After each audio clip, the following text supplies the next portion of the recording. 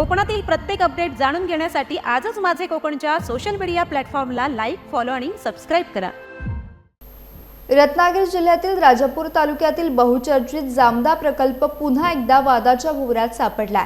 प्रकल्पग्रस्त शेतकरी त्रस्त असताना एजंट मात्र मस्त असल्याची चर्चा सध्या परिसरात रंगतीये।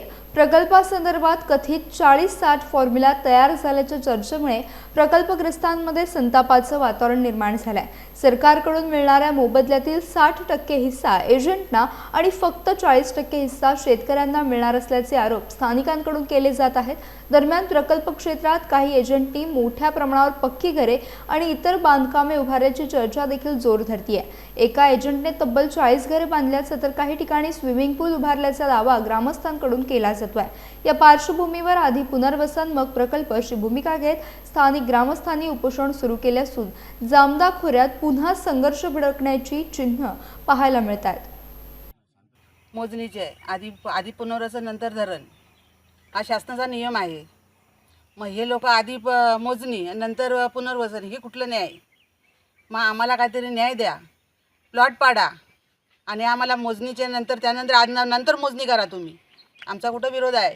पहिला आधी प्लॉट पाडून आम्हाला काही विषय आमचा असेल तो आम्हाला त्यांनी निर्णय घ्यावा आम्हाला आणि मागण्या आमच्या त्यांनी पूर्ण कराव्यात हे आमचा विचार आहे। गावामध्ये पोलीस आले, त्यांनी आम्हाला धमकी दिली व आमच्या तिकडे वाडीत तोडकरी म्हणून त्यांची मोजणी होती, ते स्वतःच्या गाडीतून पोलिसांच्या गाडीतून त्यांना तिकडे घेऊन गेले व मोजणी केली त्यांची आणि आम्हाला सांगतात की मी राजीनामा देतो, मी आणखीन काय करतो, तुम्हाला पुनर्वसन करून देतो, मी तुमच्या गावाची हमी घेतो, असं अनेक गोष्टी काय त्यांनी आम्हाला सांगितल्या आणि गाड्या आतमध्ये घातल्या। स्वार्थासाठी त्यांची 60, 40, 40, 50 असा काहीतरी त्यांचा टक्के भाव किंवा बाजारभाव लागलेला आहे। मूळ मालकांच्या जागा त्यांनी खरेदी करून बाहेरच्या लोकांनी इथे आपल्या नवीन इमारती तयार केलेल्या आहेत। सध्या आता हे अधिकारी, शासकीय अधिकारी, पाटबंधारे विभागाचे काही पदाधिकारी लोकांवरती दबाव तंत्र टाकून फक्त म्हणतात की आम्ही ह्या नवीन लोक जे आहेत स्वेच्छेने आपला पुन्हा हे करण्यासाठी, आपले सर्वे करण्यासाठी, त्यांचं सर्वे करून आम्ही घेतो, तुम्हाला काय अडथळा आहे। पोलीस यंत्रणा देखील दबाव तंत्राचा वापर करत आहेत। मूळ नागरिक जे आहेत तिथले रहिवासी ते एका बाजूला राहिलेले आहेत, त्यांच्या न्यायाचा आणि हक्काचा कोणताही अधिकार ते सांगत नाही आहेत। तर योग्य तो निर्णय शासनाने घ्यावा। शासन आमच्या दारी या दृष्टिकोनाने शासन करते, राजकर्ते इथे गावामध्ये येऊन गावातील नागरिकांना योग्य तो न्याय द्यावा आणि सत्य परिस्थितीची पडताळणी करावी, म्हणजे सत्य काय आहे उजेडात येईल आणि योग्य तो न्याय या ग्रामस्थांना मिळेल, अशी आमची नम्र विनंती आहे।